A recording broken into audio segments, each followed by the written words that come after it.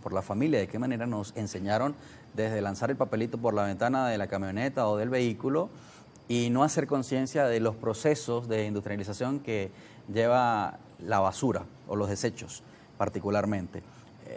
Recuerdo, y le decía fuera de cámara al señor Jorge, que cuando niños en las escuelas nos invitaban a llevar envases de plástico y nos hicieron ciertas campañas como para entender un poco los procesos, pero fueron experiencias que quedaron en el tiempo y que no se profundizaron. ¿Qué se debe hacer desde la educación en Venezuela, de acuerdo con la recomendación de la Cámara Sectorial de Servicios Ambientales, para generar mayor conciencia en nuestros niños, incluso generar proyectos quizás desde las universidades para ayudar a solventar este problema?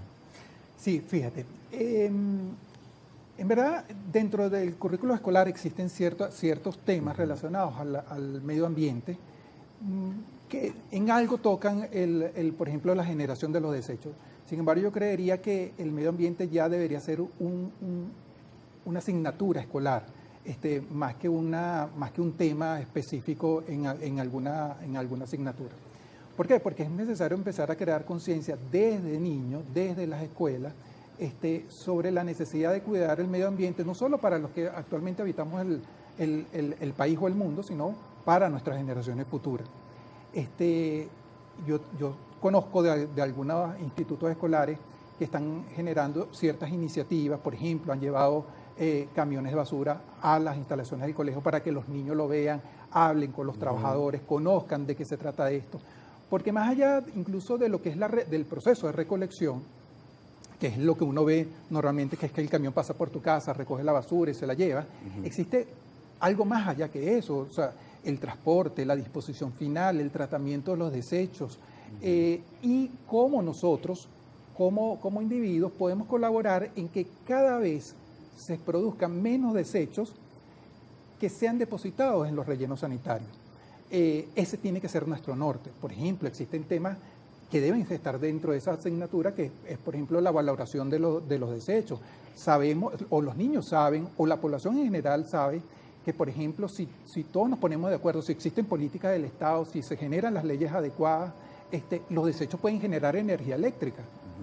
O, por ejemplo, que... Y hay proyectos interesantes en algunos institutos de Venezuela acerca de eso, ¿no? En niños incluso. Exactamente. Entonces, por eso es que lo que tenemos que hacer es potenciar, porque como tú efectivamente dices, ya existen muchos proyectos adelantados. Es más, hay muchas ONG que además son gente amiga, son gente muy cercana, que ya tienen proyectos en relación a eso. Entonces, lo que tenemos es que potenciarlo.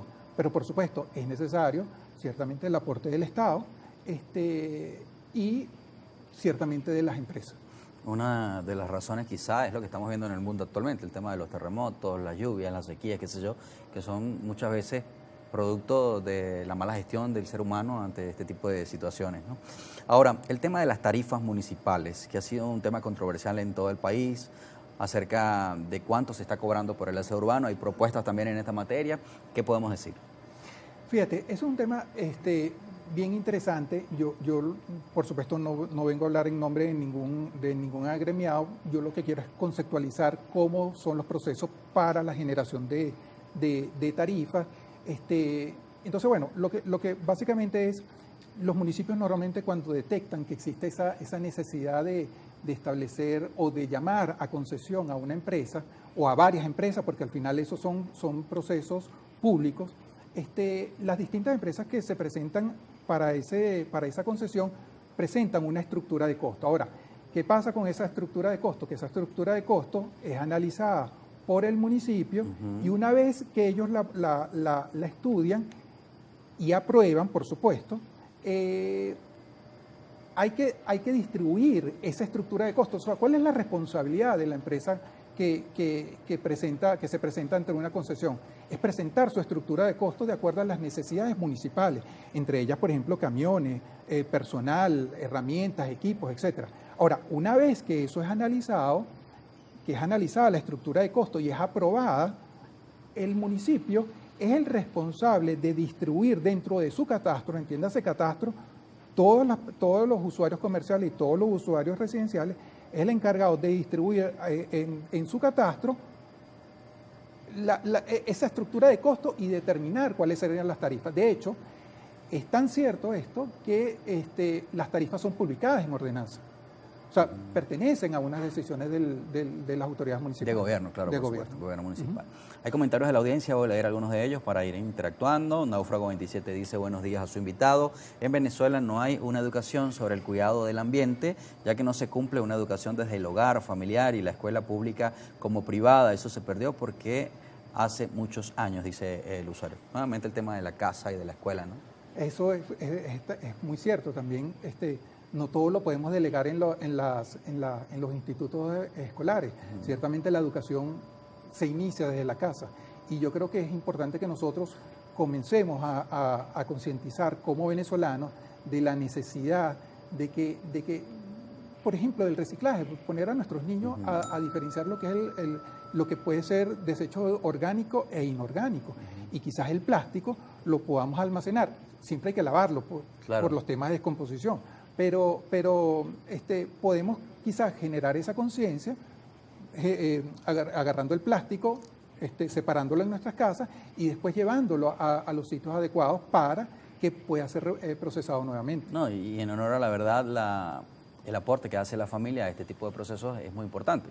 Casi todas las prácticas ciudadanas que tenemos como buenos ciudadanos se remontan a la educación familiar, a lo que te dice tu mamá, a lo que te dice tu papá, o al ejemplo familiar también.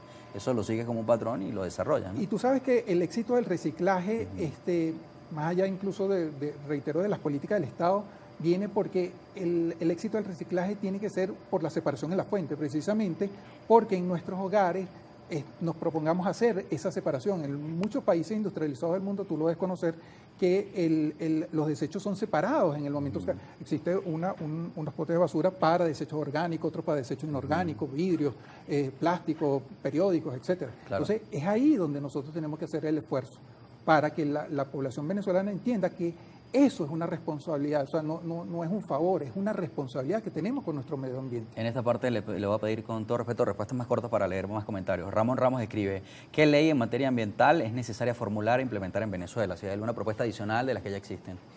Por ejemplo, la responsabilidad extendida del productor es un tema que es súper importante. O sea, ¿A qué se refiere?